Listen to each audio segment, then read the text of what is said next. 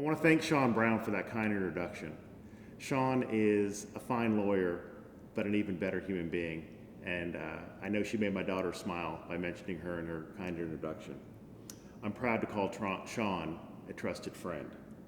And thanks to DWLA for this honor. It's extremely meaningful to me. I am honored to be recognized with the other award winners this evening, particularly my dear friend Hilda Galvan, who I've admired since we were associates together back in the early to mid-90s. I want to thank my firm, Weil, Gotshal & Manges, for the opportunity to co-chair our firm-wide task force on the advancement of women in our profession, and more importantly, for its commitment to that effort. I want to thank my Dallas partners for their support, and particularly to Courtney Marcus for her leadership and friendship. And thanks to the members of our litigation team in Dallas.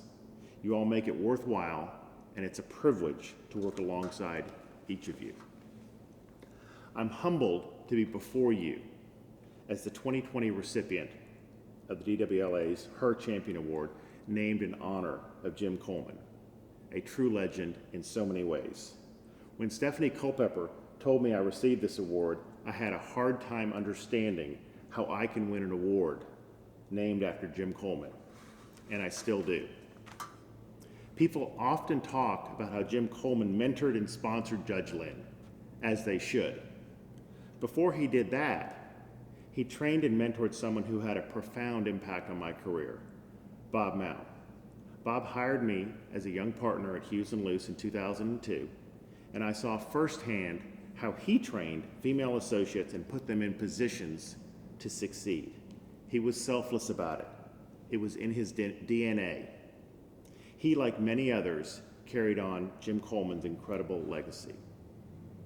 I'm also humbled to receive an award whose two previous recipients are people I admire and respect, Rob Walters and David Mcatee. Rob was nice to me when I was a first-year lawyer and no one was watching, something I remember to this day. He's a force for good in our profession, a natural leader, and a good friend. David Mcatee has been a close friend for almost 40 years, dating back to middle school. We were senior co-captains of a mediocre high school basketball team, and then we went to college together. There's nothing about his extraordinary career path that surprises me, including his contributions to the advancement of women in our profession. He's in a health fight right now that he will win, and I, like so many others, are right there with him. So what does this award mean to me? It's personal in many respects. Let's start with my amazing mom, now 83 years young. She worked full-time as a nurse, running my dad's surgical practice for 35 years, while also serving as a school nurse and raising my older brothers and me. My dad said she allowed him to focus on work, and she did. I was impacted as a young lawyer by former Strasburger and Price partners like Judge Karen Scholler and Judge Karen Wilcuts, accomplished lawyers who were also great mothers to their kids. There were many others I watched do it all and overcome obstacles which should not have existed. But what makes this truly personal for me is that I got a small glimpse of the obstacles that women face in our profession about 12 years ago, when I became a full-time single dad to my then 4- and 6-year-old sons.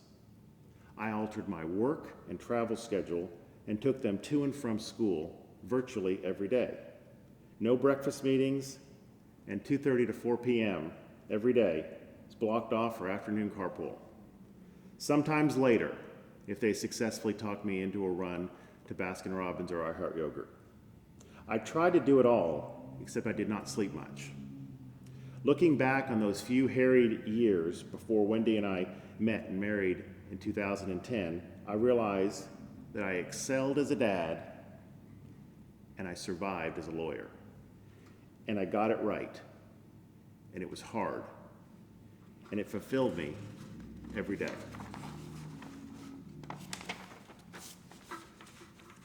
and I compared notes with my dear friend and then law partner, Anne Marie Arcady, who herself was a single mom at the time, and our standard line was, "What page is this on in the parenting manual?"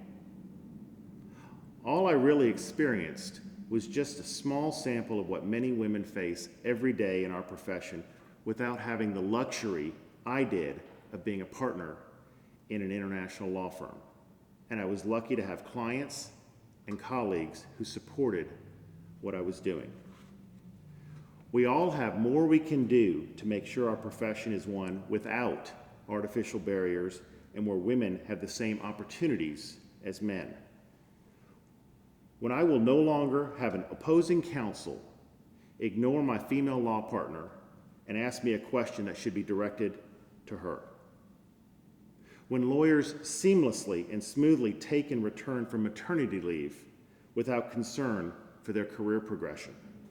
Where clients don't need to thank me for including women in meetings because it's not out of the ordinary.